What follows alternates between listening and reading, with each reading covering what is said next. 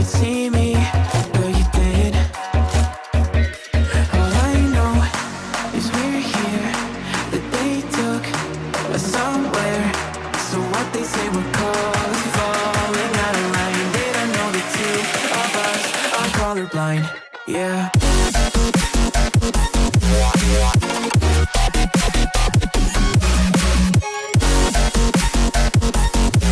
What's going on YouTube? Got this box all finished up. Got the port done. Port does, it goes straight in, goes straight up, has another 90 that goes over, has another 90 that goes down, and it's probably about this far from the bottom to get me 32 inches or better, 36 inches of port length. Kind of hard to judge for the 4-inch port.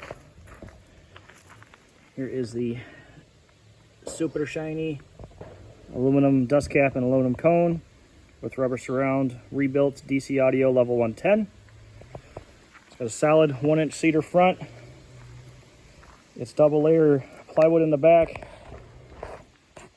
And we got a cedar border, almost like a picture frame, to space out this SPA 250 amplifier because it was starting to rub the port a little bit. But I'll show you some pictures right now of the insides. Here you go. Yeah.